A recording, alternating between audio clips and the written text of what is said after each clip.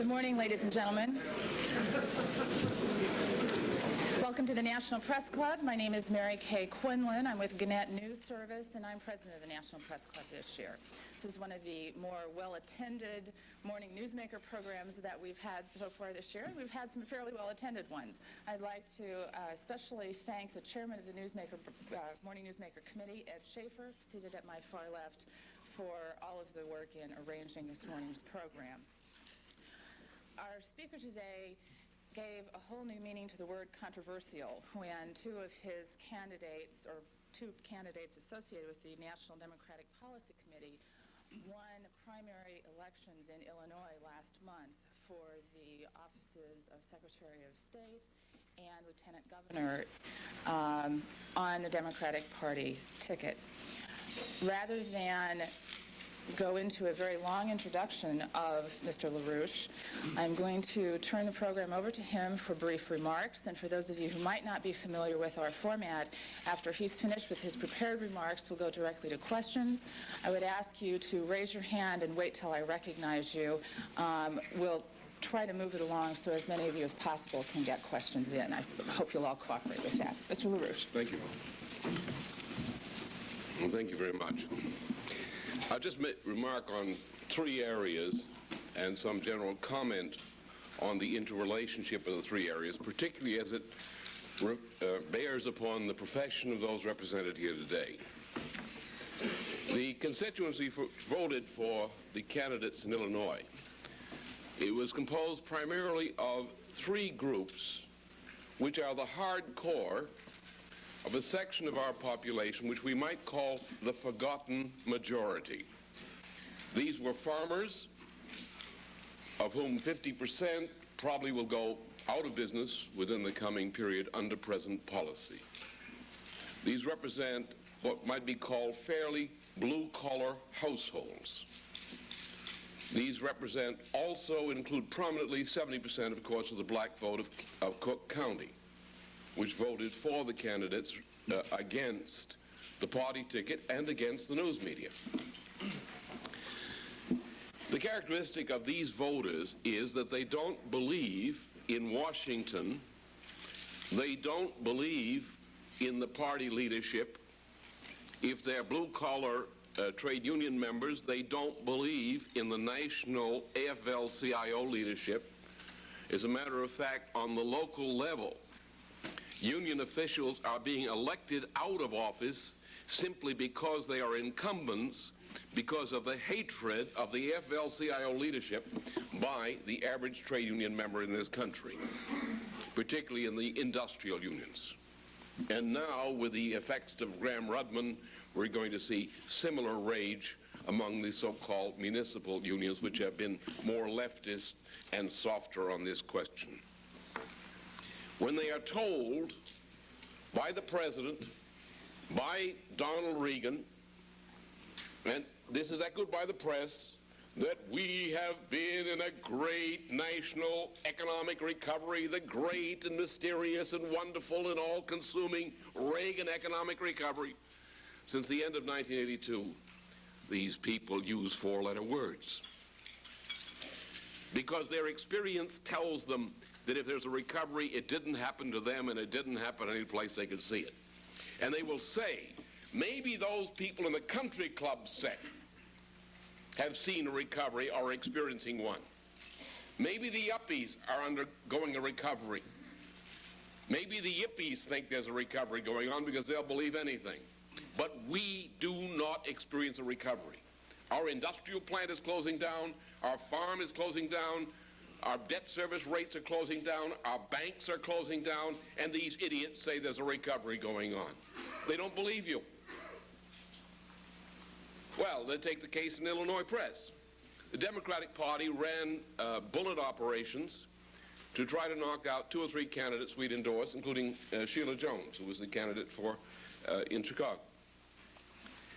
They pretended otherwise, even though they'd been warned by J. Michael McKeon that my slate was going to win in the Democratic ticket. They ignored the heel-in-toe coverage. They said, well, he's a Nazi, he's an anti-Semite, he's a this or he's a that. And they thought that was good enough. Then the voters surprised them. They ignored the party bosses. They ignored the news media. And they voted in two candidates with a strong support for other candidates on the same slate. And the news media said, how did it happen? You're going to get the impressions that somebody goes out in Illinois and says, well, go up to a bunch of voters and say, do you know he's a Nazi? No. Do you know he's an anti-Semite? No. See, nobody knew who they're voting for. The news media begin to believe their own lies. Lies which originated with the drug lobby. Give you a concrete example. Chip Burley, drug lobby, High Times. Dennis King, drug lobby. A group around ADL, around Sewell and Company, drug lobby. Mark Nicanen of NBC, drug lobby is background before he went to NBC and since he's been with NBC. These lies, Nazi, anti-Semite, and so forth and so on, repeated by the news media, have intoxicated the news media into believing its own lies. And trying to explain how the voters would behave in response to a person as characterized by these lies. But the voters don't believe you. They don't believe the news media. They trust their own experience. They trust what they see, they trust what they read, not too much. They're leery, they're cautious. They've had too many scams coming up to their front door. They don't trust anything too quickly.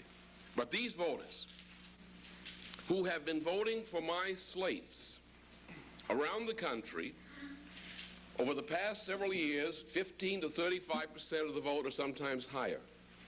A consistent pattern among farmers, blue-collar households, black households, the family households, not the radicals like the Farrakhan's, but the normal religious black family, and scientifically oriented professionals and a few entrepreneurs. That has been consistent. Michael McKeon indicated it was consistent. Anyone in the news media who wanted to know it could have put the facts together. It was there, and it's going to stay there, and it's going to grow. You cannot put the genie back in the bottle. The voters who picked me as their representative look me as the guy who's going to stick it to them in Washington in a manner not much different from the Wallace phenomenon some years ago. They want me to stick it to Washington. That's what the voters want. The unrepresented majority, the forgotten majority, is going to grow. Oh, there'll be tricks. They're going to try desperation tactics in the state of Maryland to try to keep the slate from carrying there.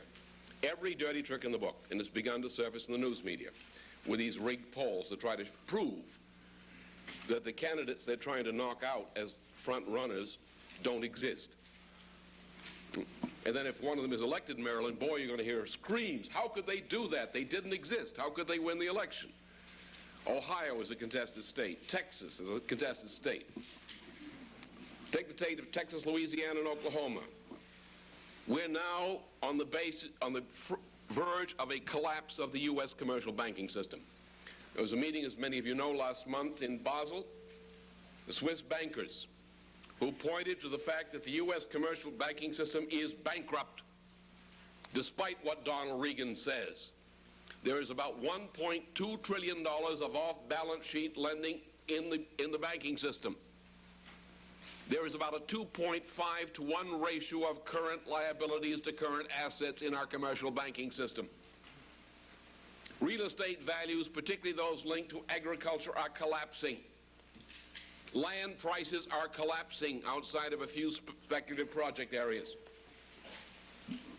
In the states of Louisiana, Oklahoma, Texas, and other states, but those states in particular, the oil business is collapsing. Now, the oil business is linked to agriculture in many ways, but the institutions in those states which lend to the one are lending to the other, without going into the details of the matter. If the United States government continues to support that idiotic ritual, free market, free market, free market, on the question of the oil price drop, And if the oil price drop continues to go into single-digit per barrel prices on the world market, that can set off a political explosion in this country, and it can set off, it's enough of a charge to set off a general collapse of our entire banking system. And these idiots in Washington are talking free market, free market, free market. White's right. We need a trigger price oil import tax. We need it now. He's wrong when he says $15 a barrel. It should be 20 because we have to go above the stripper break-even price. And then we have to worry about the fact that it costs us $27 to $28 a barrel to maintain oil production through continued development. At $20 a barrel, we simply run down our developed reserves. At $27 a barrel, we can continue to develop oil. We might lower that price slightly if we change our tax laws to give a few tax incentives, which would make it cheaper to make those kinds of investments. But if we're concerned with our national security, somebody is going to go into the Congress and to the executive branch and ream anyone who is idiotic enough not to impose an oil import tax based on a trigger price, and do that right now before it's too late. Because if the banking system goes, it could be fixed, but there's nobody in this town in Washington presently with the guts and knowledge to know what to do about it. There are no Franklin Delano Roosevelts on Capitol Hill or in the administration. No one with the guts to do this. Again, the same problem. What the press is reporting and what government is saying is out of correspondence to reality. There are two other areas I'll conclude with. Foreign policy. We're idiots. We're criminals in foreign policy. If you're an enemy of the United States, you're going to get a good deal. If you're a friend of the United States, you're going to be traded off and sold down the river. That is the foreign policy of the United States. It's a travesty. I travel around the world. I have friends in many governments and circles in various parts of the world. And what the Soviets have said against the United States is mild compared to the reality. And that's one of the reasons why the Soviets are moving in and taking over easily entire areas of the world. Our policy in Europe is insane. Our policy toward West Germany is insane. West Germany is on the verge of going into the Soviet sphere of influence. If the Social Democrats and Greens come to power, and they're on the edge of doing so, the United States is out of Germany. Even out faster than Graham Rudman can pull our troops out. And if West Germany leaves NATO, as the Social Democrats have promised to do, then NATO no longer exists. Greece is already gone, Turkey is neutralized, and Italy is undermined. And that is the policy of Schultz. That's the policy of our State Department. That's the policy of that little guy who runs Richard Byrd, our Mark Palmer over there. We tell the Europeans that we're pulling out of Europe because we have to defend our financial interests in the Pacific. We go into the Pacific and we tell the people in the Pacific, no, the Guam Doctrine sticks because our primary concern is Europe. We go to our traditional export markets in South America and we're destroying them. We turn around from the United States, demand that they increase their exports to us, and then we turn around and scream to say that our trade balances are rising, and we've got to do something to fight off these very bad people who are flooding our markets with goods. In the area of foreign, the government of the United States is either criminal or insane. And the press watches this and does nothing and comments not upon it. In the area of strategic policy, we're insane. In our country, you've got a confused mass of patriots and a bunch of liberals. The liberals say, as does Henry Kissinger, that the global world should be run as a kind of ongoing, continuing crisis management negotiation between Washington and Moscow. We're good-natured to say we might consult London on the matter, but nobody else. These people say they believe in global society in a bipolar world. And everybody's worried how Gorbachev feels about us. And people take seriously what the Soviets say. They're idiots. The Soviets are Russians. Look at the composition of the Politburo and Central Committee. Look at the composition of the nomenclatura. Russia's a dictatorship run by a ruling, an oligarchy called the nomenclatura. Forget all this garbage that you read in the Daily Jerker or whatever the thing is called these days. The Russians are irrationalists. They're racists. They're Russian racists. Great Russian. Don't believe it? Ask a Ukrainian. They're irrational. They believe in power, in the perception of power, in political will. And when the United States, with people like Hans-Dietrich Genscher in Germany, and says to the Russians, look, we'll try to negotiate, we'll try to please you. The Russians say, in the words of Lenin, are useful fools. You can have war avoidance with Moscow if you have power, if you have, number two, and if you have, number three, political will. In that case, Moscow will war are greater than we accept, therefore there will be war avoidance. Because we are frustrated, we will call the President of the United States all kinds of nasty. Anyone in the United States who's a patriot's got to go with that. Nasty names and say to the SOBs, come on over here and talk.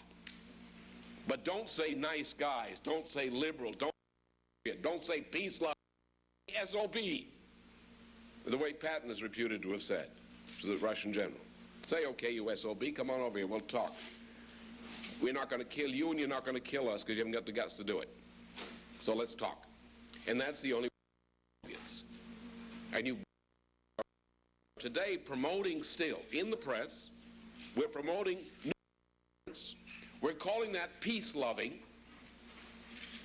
and we're opposing the development of a strategic defense initiative, which is a means of killing missiles.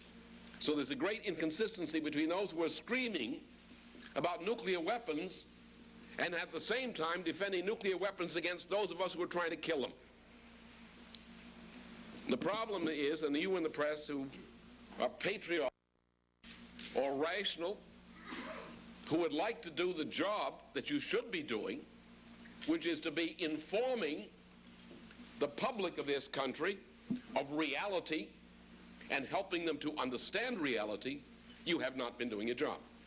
And what happened in Illinois and what is going to continue to happen will demonstrate that the forgotten majority of the voters of this country represent reality and have asked me and my associates to stick it to you to force you to recognize reality. And the sooner that you in the news media dedicate yourself to reality instead of the present game of media phenomena and perception, the sooner you will make your vital contribution to the future of this country and of civilization. Thank you. All right, we'll go to questions now. And I would say, Dan, please raise your hands and I'll call you. Put your hand back up. Mr. LaRouche. Mr. LaRouche. Yes. Illinois' Democratic gubernatorial nominee Adlai Stevenson on numerous occasions has called you a neo-Nazi, a bizarre and dangerous extremist who espouses hate-filled folly. How do you respond to Mr. Stevenson? Well, I tell him Mr. Stevenson is doing the funny thing of coming out every day and keeps pushing his self-destruct button. And if he keeps pushing it, it's going to work sooner or later. Adlai Stevenson's great-grandfather attacked Abe Lincoln in terms which are not too dissimilar. The Republican Party is no longer the party of Abe Lincoln. They have the opposite policies. The Democrats, after Roosevelt's administration, tended more toward the Abe Lincoln side in terms of policy. If Abe Lincoln were alive, he'd probably be standing up here with me today. And Adlai doesn't like me. As far as, this garbage of Nazi, anti-Semitic, that comes from the drug lobby. And when people repeat ID lies from the drug lobby, you say, all right, either they're misinformed and to ask them to come up with the proof and discuss the matter. If they don't, we say, well, they're irresponsible. If they continue to repeat the thing, as Adlai has done, you say the guy is insane. Adlai is destroying himself by repeating these lies and acting upon them. That's my answer. Mr. LaRouche, Yeah. in 1977, you wrote an article in the New Solidarity newspaper that stated, in your words, that the center of evil in the United States is a mafia-like conspiracy between the Rockefeller brothers and a group of largely Jewish bankers in Lower Manhattan. Oh, well, I didn't say that. That's a misformulation of what I've said at any time. That's what you wrote. That's not what I wrote. That's a characterization of what I wrote, which is not what I wrote. There's a difference between a characterization. I gave your article in my pocket, sir. I know, it's a mischaracterization. It's easy to do that by fallacy of composition.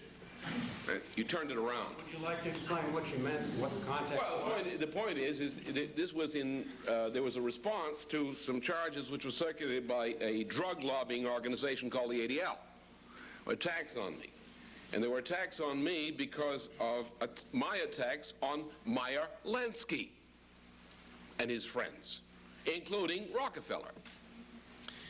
Meyer Lansky and Rockefeller, as you know, met down there in the Bahamas together with some other fellows and set up an operation called the Mary Carter Paint Company, which later became Resorts International and Intertel, which is an integral part of organized crime and the drug lobby.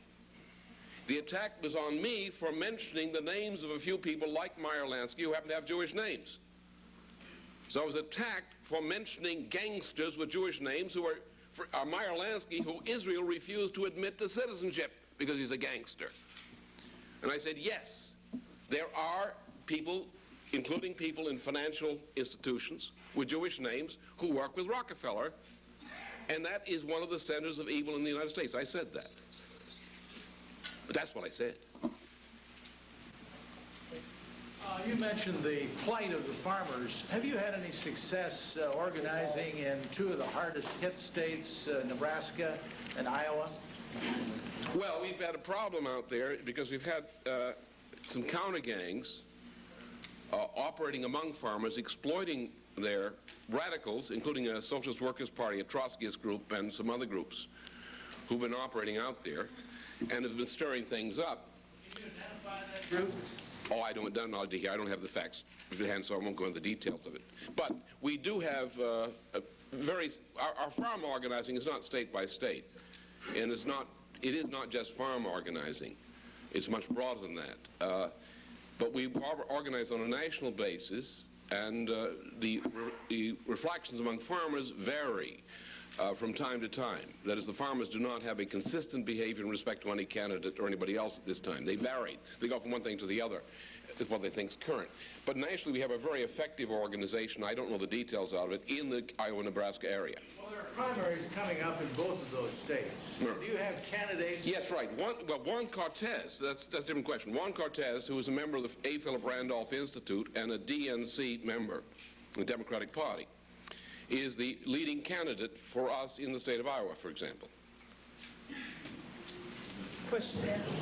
So is it possible to disavow many of the things you say without being connected to the drug lobby? Everything seems to come back to the drug lobby. Well, the problem is I've never been attacked in any form, of any significant form. I've been criticized but not attacked in any form except in ID format on the drug lobby, except the Soviets themselves. I know of no case of any attack on me which has been published or which I have noticed in the news media, which did not originate with either the drug lobby or with the Soviet operation, and sometimes the same thing. Well, what's in it for the drug lobby to give you this prominence? Well, they don't intend to give me prominence, they intend to destroy me. Why?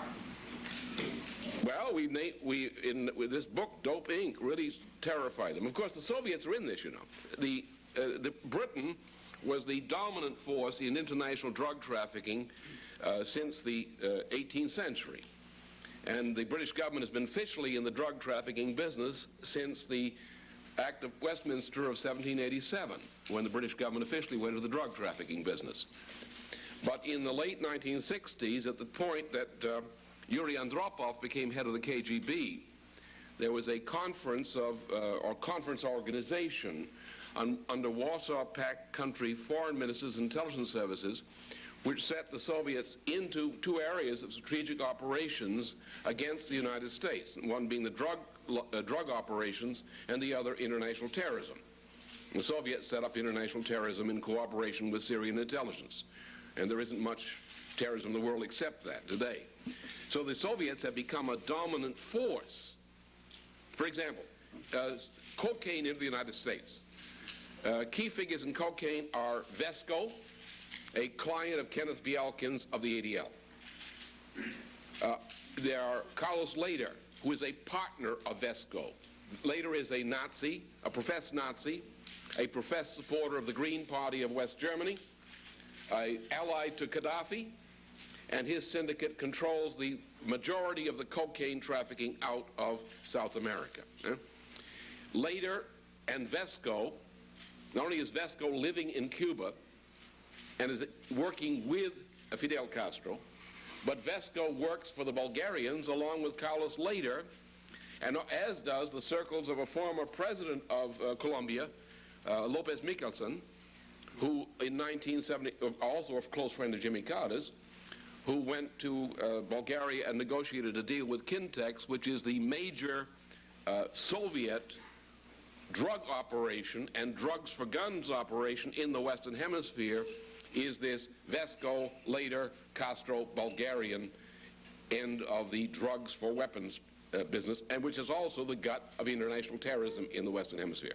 Question here in the middle. Yes. Monday night, we reported that a former security consultant who worked directly for you said that he had been approached by one of your top aides, Paul Goldstein, and that Goldstein had told him how the organization, your organization, had shadowed former Secretary of State Henry Kissinger and wanted to assassinate Kissinger. Well, the question, we tried to get a response from you. I'd like to hear it now. well, the question is, how much did you pay him for that? Number two, if you want to ask me about the gentleman, don't ask me, go ask the CIA. Follow-up Well, question. I'm not going to get into a debate with you. Is that the sum total of your response to that? I'm saying, how much did you pay him for those lies in November of last year? Obviously, we paid him nothing. Also, Well, I'm not sure of that at all. My information is that you did pay him for it, and my information was that he was taken up to New York by a fellow from Reading, Pennsylvania, after the FBI turned him down on a cock and bull story, and they took him up and they sold him to NBC, and NBC photographed him in their studios in New York, had a sum of money conduited to the individual, who was in financially desperate condition at the time and still is. As a matter of fact, I had an offer for $10,000, try to blackmail me out of $10,000 after you put him on the air. So the whole thing is a cock and bull story. It's a complete lie. If you want to know more about it, go ask the CIA. Mr. LaRouche, I understand you claim to have no income. How is it then, sir, that you seem to live so well in this big estate in Loudoun County? You travel frequently, as you said before, by air to the international capitals. Who buys your clothes, your food? Well, very simple. That's all on the record. There's nothing to it. In 1972, 73, the Soviets began running operations against me. In 1977, these operations became very serious. There was an assassination operation run by the Soviets which killed two people on the same list with me. The head of the Dresdner Bank, Jürgen Ponto at the time, and Hans-Martin Schleyer, who was associated with Mercedes-Benz at that time. The reason for the assassination, of course, was the South Africa business, the Southern Africa Development Fund, and which I was warned about this. I took precautions. Ponto deprecated, and so did Hans-Martin Schleyer, who took risks he shouldn't have taken. But since that time, I've been continually, or off and on, under security problems of this type.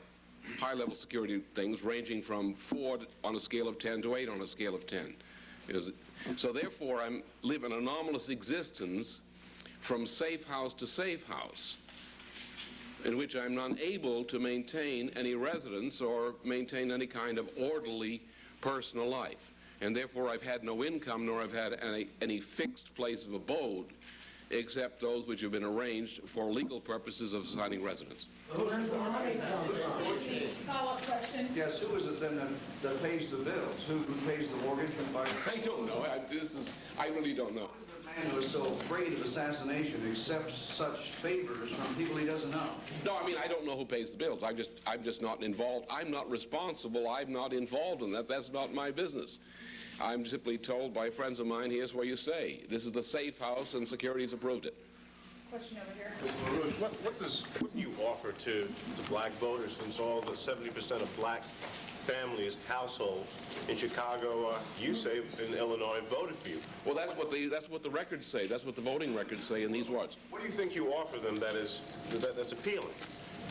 Well, first of all, you have to look at the churches, because that's where the basis of the vote is. I mean, the vote that, for me, comes largely from the church association in the black community.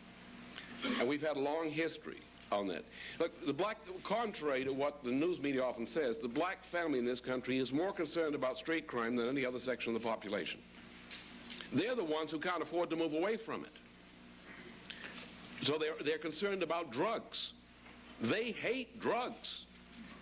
Who wants to send your child to a school with 2 legs and get back something with 6 legs? They hate it. They know that that the conditions in the cities are collapsing. They know, look at Chicago, Southworks plant closed. That was the gut of the income of that entire community. It was a major part of it. They want what the average blue-collar family wants. And with their own religious emphasis on morality.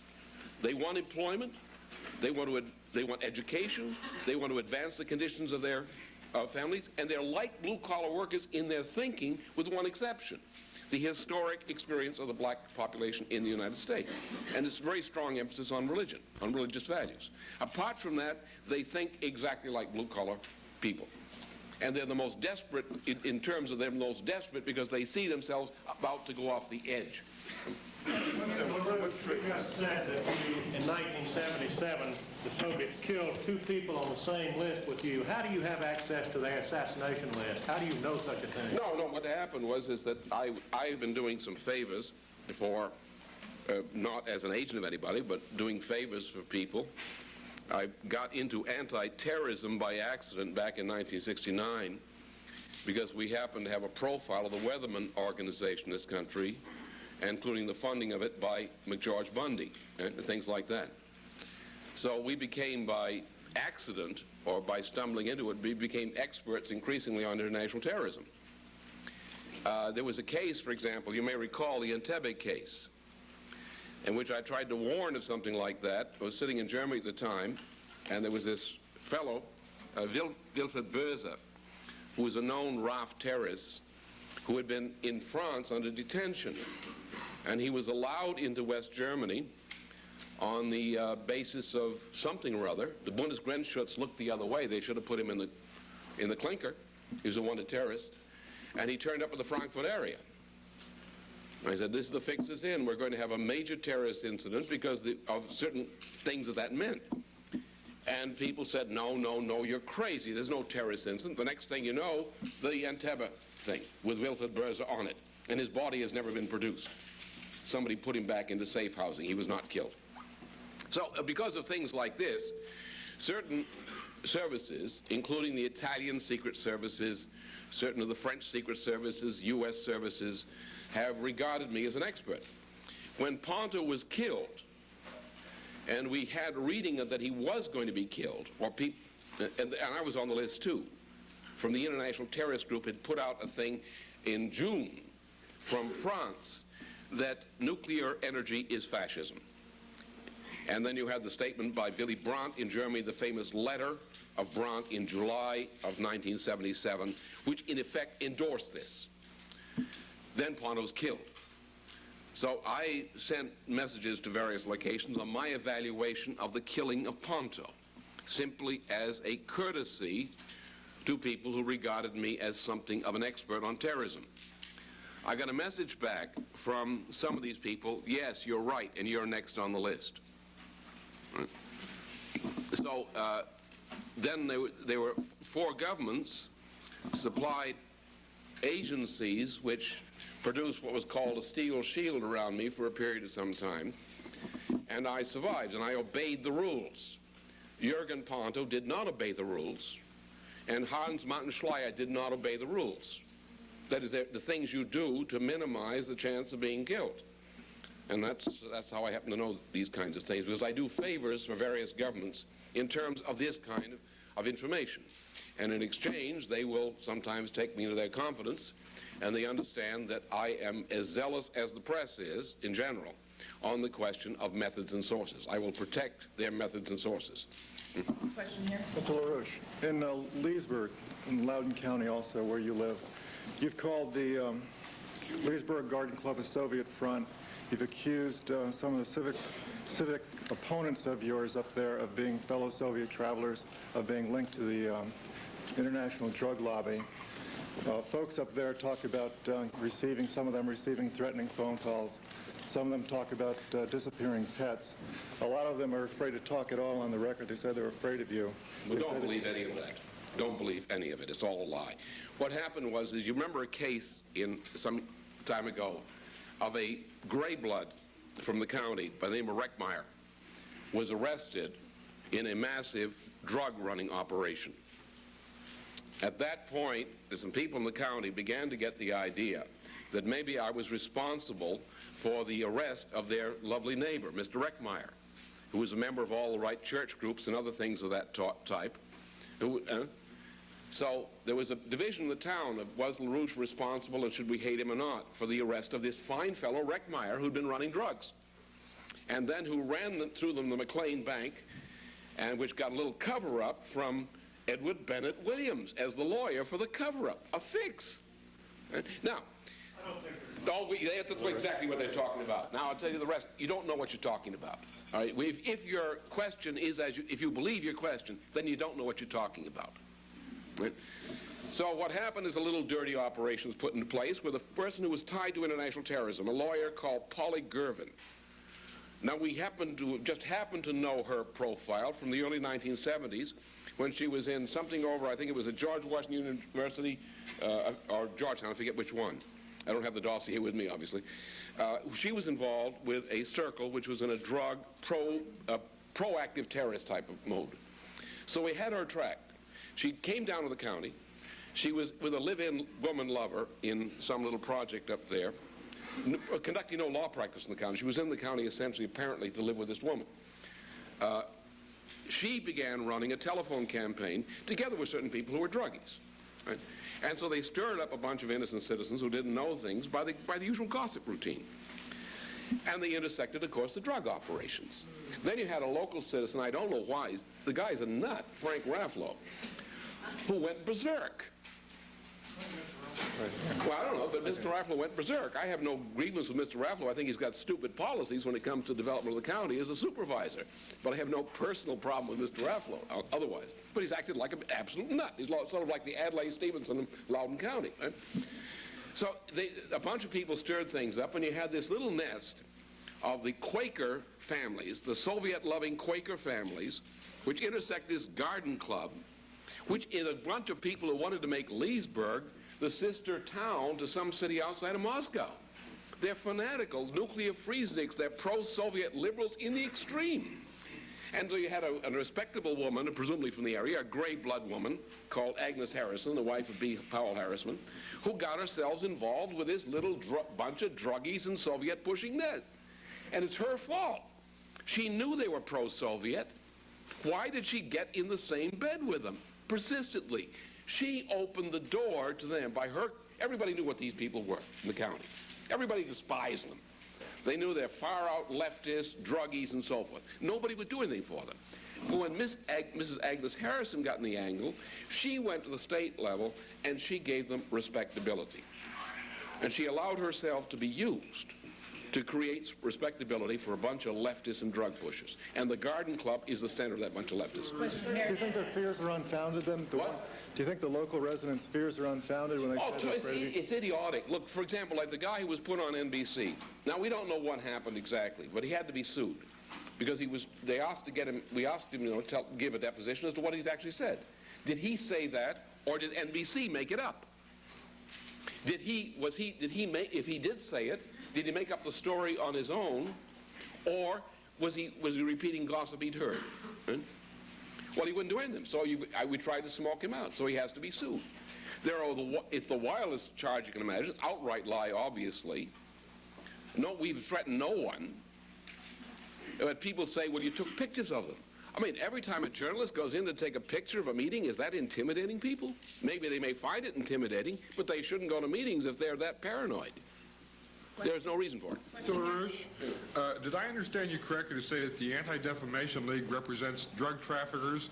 And if so, what's the basis for that? No, drug lobbying. Drug trafficking I couldn't prove, though they're associated with drug traffickers.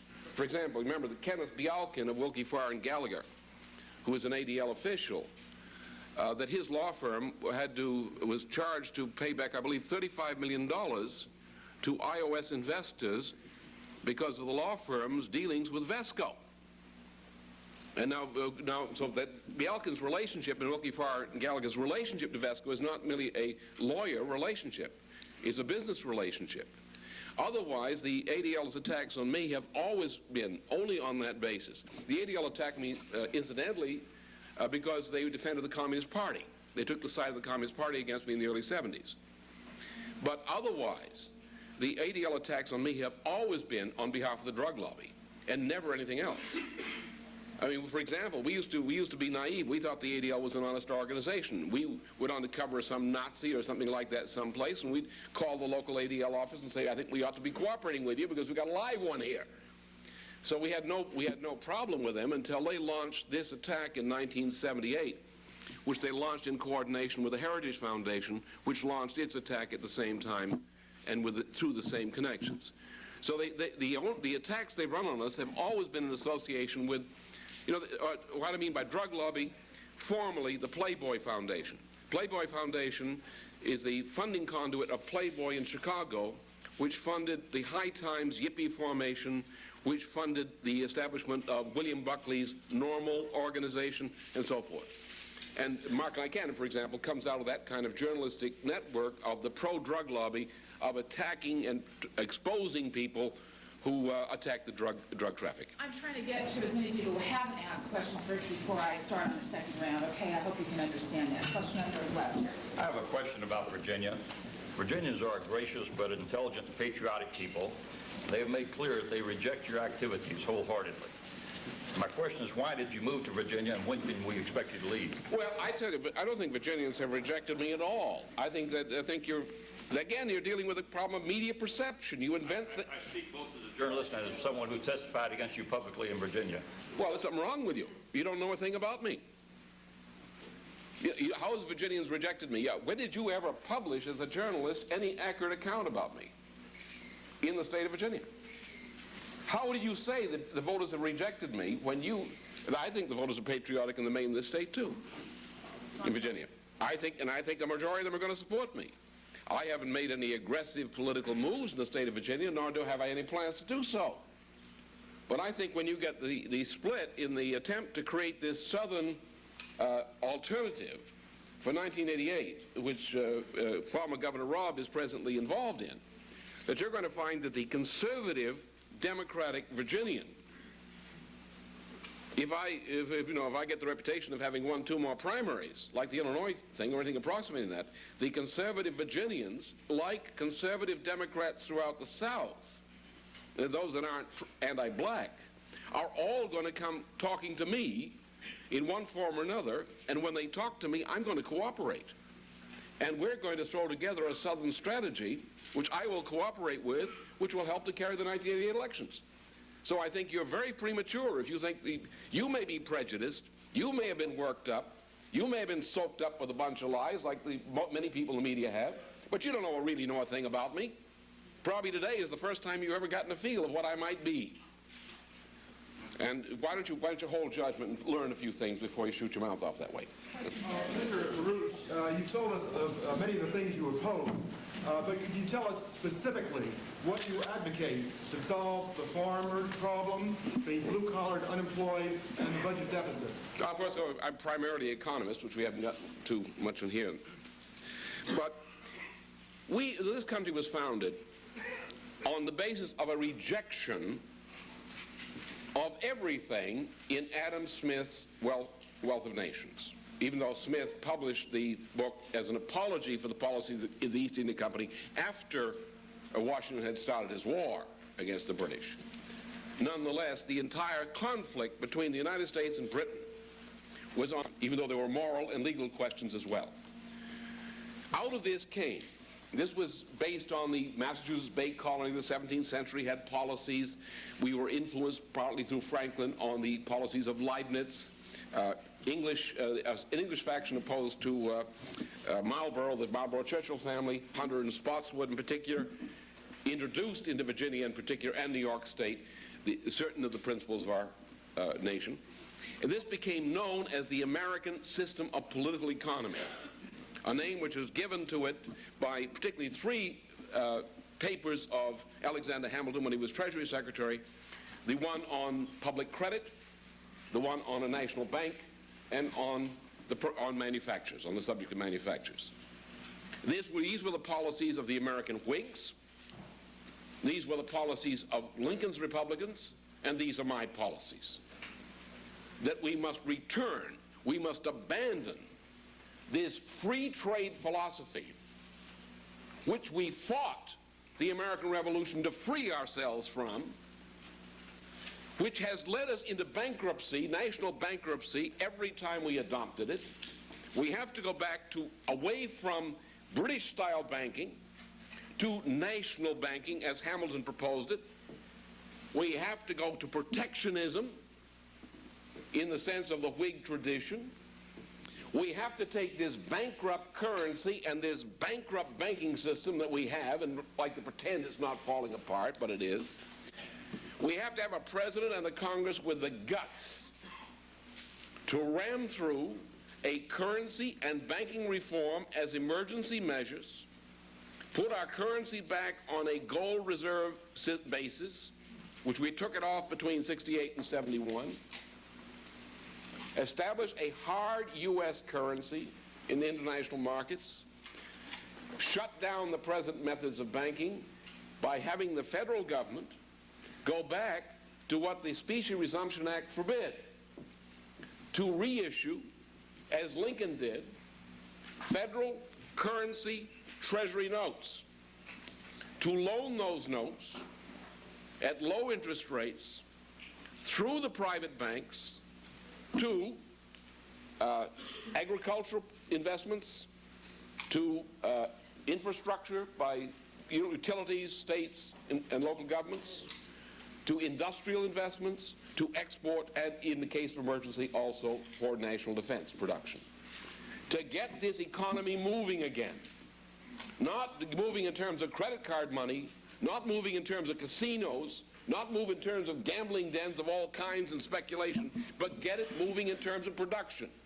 Do what we learned to do, albeit with mistakes included, between 1939 and 1943, when Roosevelt, granting his mistakes, but Roosevelt demonstrated empirically that any time the President and Congress have the guts to do so, you can pull this country out of a depression. And you can pull it out fast. The only thing you have to do is government-created credit steered into things that cause people to be employed to produce useful things, including infrastructure, and you can save this country. We don't have a small unemployment. We have, in point of fact, about 25% of our labor force is unemployed. We just don't count most of the people who are unemployed.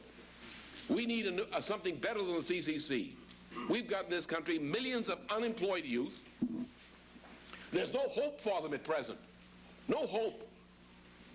Why don't we expand our Corps of Engineers? We got a $3 trillion deficit in infrastructure just to get back to where we were in 1970. Why don't we take these unemployed youth, put them under the Corps of Engineers for employment and training in major projects of infrastructure such as building the Western Nuwapa water system, and other things that have to be built.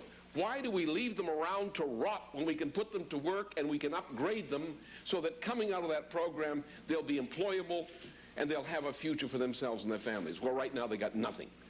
We have part-time work in this country of people. We have people working below their skills. We don't want them working in fast food stands. We want them back in the steel mills. Not making old steel, but making new ceramics. We must do these kinds of things. We have to get this country going again. We have to go back to American system policies. We have to learn from the experience of 1939-43. And we have to take this word free market and say that anybody who wants to run for president, who even mentions the word free market, ought to be sent back to the farm. Question. Baruch, so far today, if I've heard you right, those people who take positions contrary to yours have been described as insane, criminal, homosexual, representatives of the international drug lobby, berserk, influenced by the KGB. Is there anyone who takes positions contrary to yours who is not in any of these ways, shall we say, abnormal? Well, your question, of course, is fraudulent. That's not true. I said, no, not anyone who's opposed to me. There are plenty of people who are opposed to me. For example, President Marcos was opposed to me, and he fell as a result. He was legitimately opposed. He was legitimately. We told him that he was making mistakes, that he was doomed if he continued to make these mistakes. Now, certainly, that's an honest mistake. He had his reasons for making his mistakes. Is there someone else? There are lots of people. Reagan is honestly wrong on economics. It's honest. Reagan is certainly not influenced by the drug lobby directly, except he doesn't know what Donald Reagan's role was back in 1978 in setting up the Credit Suisse Merrill Lynch White Well connection. He probably still doesn't know it.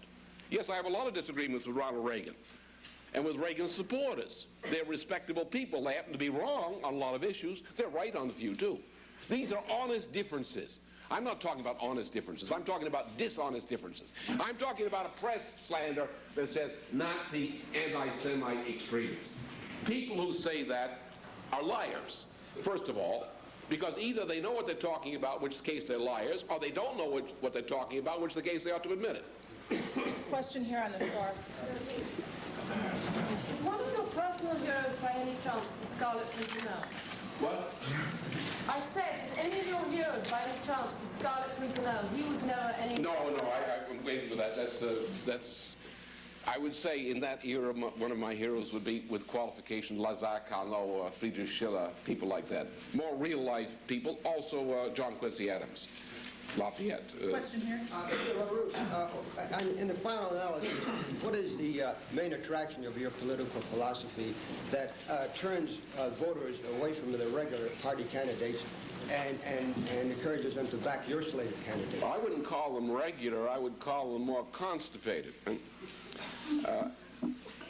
These are the majority of voters. You know, what happened since 1972 with the McGovern operation is the Democratic Party was taken over by a bunch of radicals. And the radicals have run it. But not the majority of people. Look, the Democratic Party as an organization doesn't exist. When the DNC says we're the Democratic Party, they're lying, or else they're foolish. The Democratic Party does not exist except as an idea. Oh, there's certain statutes and rules, you know, people are Democrats or not Democrats, but there's no Democratic Party organization. When the radicals took over the Democratic Party, they knew that the machines, the Democratic Party constituency machines, wouldn't tolerate them. So they set out to break the Democratic Party constituency machines, which they successfully did, because they knew that any constituency organization in the Democratic Party would throw them out. So what happened is in order to maintain a dictatorship over the National Party by this bunch of radicals supported by the AFL-CIO bureaucracy, they had to narrow the base. So they ignored the majority of voters. What I represent today, in the eyes of the average voter, I'm talking about the forgotten majority, I represent what was taken away from him in 1972. He wants to go back to it. Mr. LaRouche, you've mentioned that there have been assassination plots aimed at you. Could you tell us who was trying to assassinate you, what groups and what individuals? Yeah, well, you know, we had this little thing in Paris. An office of the POE, which is a party headed by a friend of mine, was bombed in Paris, and also the offices of EIR, which are 2 floors above that, which are the offices of my organization. This was done by a branch of Action Directe. It was done by the Soviets, and it was done as a part of the Libyan operation. For example, I don't know if we have this yet, do we, out, but the U.S. intercepted, before the Berlin discotheque bombing, the U.S. intercepted a transmission into the East Berlin consulate of the Libyans, the announcement of the ordering an attack. The U.S. went to the Soviets, asked the Soviets to interfere, since it was done on their territory, to stop the attack, whatever it was going to be. Then the attack occurred. Then the U.S. intercepted the second message of congratulations. So we have conclusive proof that the bombing of the discotheque was done by the Libyans based from East Bloc territory and with Soviet condoning. That is, the Soviets told the United States they wouldn't do anything about it. Well, the same people. Look, same crowd. It's always been the drug lobby and Soviets. For example, look, international terrorism. Oh, I don't know, there may be the odd kooks trying to get me, but I don't know of a single operation against me of this type which is not traceable to the Soviets or international terrorism or both. No other cases. Maybe somebody else wants me dead, but I don't know of anybody else who wishes me dead. Excuse me, please. We've got time for about 4 more questions, and we're going to try to get in as many as possible, okay? Mr. LaRouche, is there any noted American for whom you have a high regard? Would you identify him? Oh, a lot of Americans I have high regard for. I mean, I don't like Roosevelt much, but I thought he was pretty smart and did a good job. Oh, current? Well, personally, I like Ronald Reagan. I think Cap Weinberger is doing a magnificent job considering the circumstances he's in. I'm very happy with the performance that Governor White of Texas put on. I have a lot of high regard for a lot of people. I generally like people. I even like some liberals, personally, even though I don't like their politics. I try not to dislike people. I think most people are redeemable. I've mentioned publicly a few times some I thought were not. Mr. LaRouche, if you could, me? Yes. If you could somehow, just for a moment, imagine you aren't who you are, believing what you believe. Yeah. Put yourself in our shoes. Mm-hmm. Would you find a lot of what you're saying fairly ridiculous? No. Question in the back. You wanted another question? Go ahead. Yes. Go ahead. What does the drug lobby, the drug traffickers have to fear from you? How can you hurt them? Well, I think we have heard them. We ran a campaign from 1978 on called War on Drugs. Shortly after President Reagan was inaugurated, he adopted that program called War on Drugs. There was a great deal of screaming about that. See, people will talk about drugs, but they're not really serious about it. Oh, it's not necessarily they're bad. People will say we've got to help the people who are victims of drugs. We've got to have more stringent laws against drug pushers, things like that. That's not necessarily bad, but that is not a threat to the drug pushers. I mean, what are you going to do against drug pushers when you've got the drug pushers now have the technique of sending 6-year-old children as errand boys into schoolyards to sell the drugs? What are you going to do? You're going to bust the 6-year-old child, big bust, for carrying a nickel bag into a schoolyard? No, the drug traffic has to be attacked on the high level. And what we insisted upon in Dope Inc. is that you have to go at the fact that today the drug traffic is over $400 billion a year. That's a conservative figure internationally. Now, that money does not go into mattresses. That money goes through banks. If you want to stop the drug traffic, you have to detect the flow of drug money receipt laundering through the international banking system, and you have to confiscate funds of that type going through the banking system, and you have to put the bankers who do that, like Donald Reagan, presently Chief of Staff of the White House, put them in jail where they belong. because Donald Regan set up the drug money laundering operation. Last question. How many of your members have turned over their personal assets, including trust funds, homes, etc.? To your organization, we've been told very... Well, you've got a bunch of nuts. You called a member, Mordecai Levy, you broadcast Mordecai Levy, the JDL terrorist, as a member on NBC last night. You presented Dennis King in a format where the person who didn't know would have assumed he was a member. So what you've done is you've concocted a media phenomenon. I think, I don't want to say too much of NBC's program. I think your behavior in the past two nights' news was simply disgusting. And our reading around the country is this was simply a media phenomenon. It was disgusting. People couldn't understand anything about it. They say, why are they doing these silly things? I think you ought to cut it out. Can you answer the question? I'm saying, look, you guys are a bunch of liars. How can I talk with a drug pusher like you? Okay, ladies and gentlemen, we try to cut this program off right at 10 o'clock, and I apologize. We could probably stay here all day questioning Mr. LaRouche. I appreciate your being here with us. Thank you all for coming. I'm sorry we didn't get more questions in. Oh, that way. Okay.